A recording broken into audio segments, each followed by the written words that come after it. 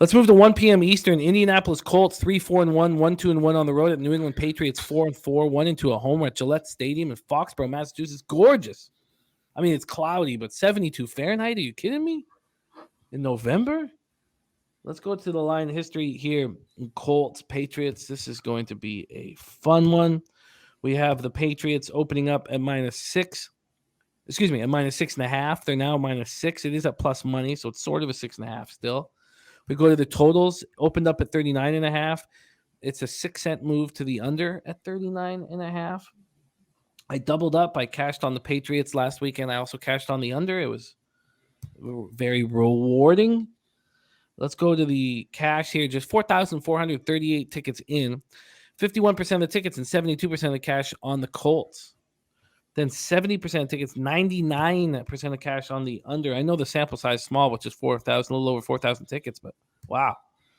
There's T-Mac in the house. Papa Kyle says crazy warm in New England this week. Nasty Nate says Pats smash.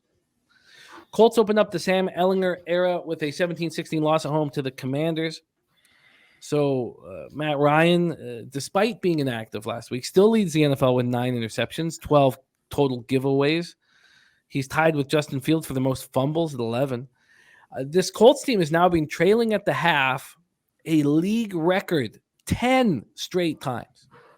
Ehlinger was 17 for 23 for 201 yards. He also lost a fumble, but their yards per play increased from 5.1 to 6 with Ehlinger at quarterback. Alec Pierce caught 3 passes for 65 yards. Michael Pittman Jr. caught 7 for 53. Jonathan Taylor ran 16 times for 76 yards. He did lose a fumble.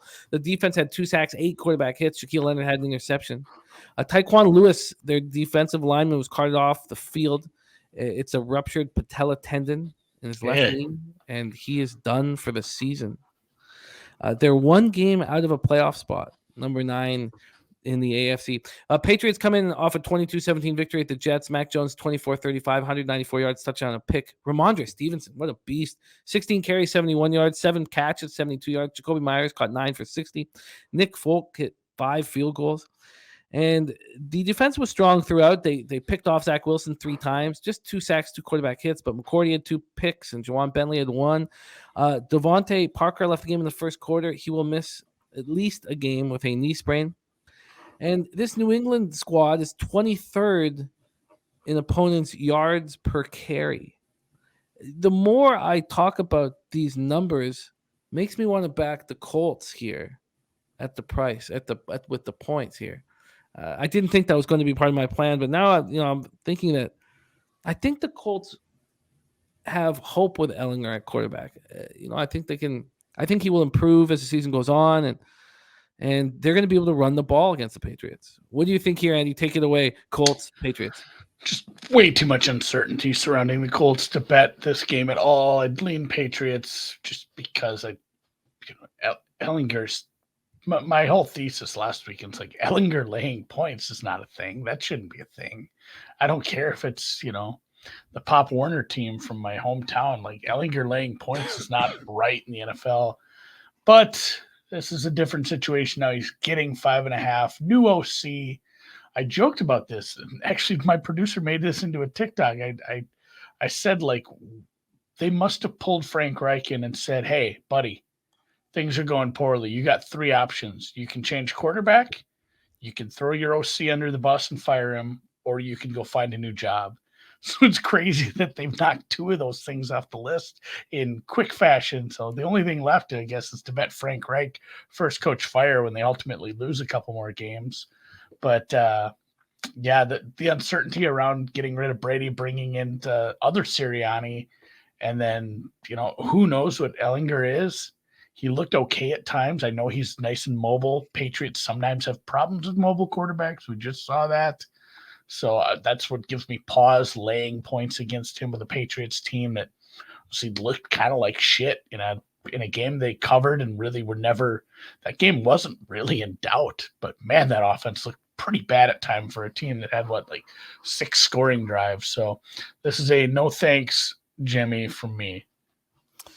See, I think this is – I agree with the Sharps here on the Colts. I think the Colts will improve as the season goes on.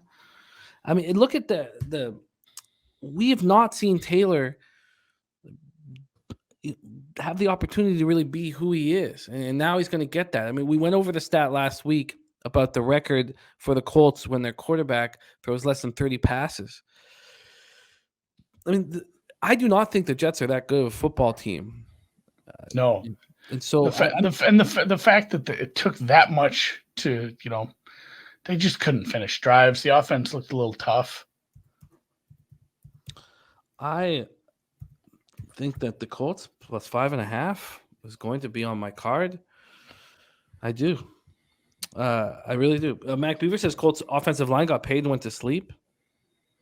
Yeah, they've been a disappointment. What do you think of this total so low at 39.5? I agree with. I agree with this look on the under. Do you? It's again, there's so much uncertainty surrounding what this offense is going to be with a new coordinator. They could get real squirrely and just call a bunch of designed runs for Ellinger, and suddenly the Patriots are struggling on what should be a pretty good defense. And this total might actually look a little low in that case. But for me, yeah, it's bang on. I'm fine. Sky Dragon says Belichick for his rookie quarterback, and we all know those numbers. But he says he thinks he might take Indy too.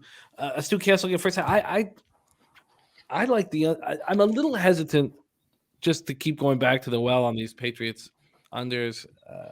After catching last week, but I want both. I want both the under 39.5. Sassy. I do. I want both Colts plus 5. I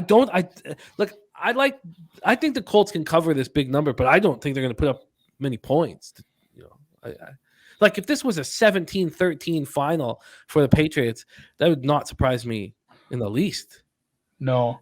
Yeah, I think my long tail ending is like the Colts offense trucks by accident because they run Ellinger like 16 times and they end up with a couple long plays. I don't know. We saw that Belichick. I mean, we just had this Belichick versus a young quarterback. Like, oh man, the Bears are in trouble. And boy, I got caught with my pants around my ankles there. So no action for me here. Although maybe an overreaction and the Colts shouldn't be, getting this many points in a low total. I've got asterisks beside both. I'm definitely going to be on the Colts plus 5.5. I've talked myself into that. I may be in on the under 39.5 as well.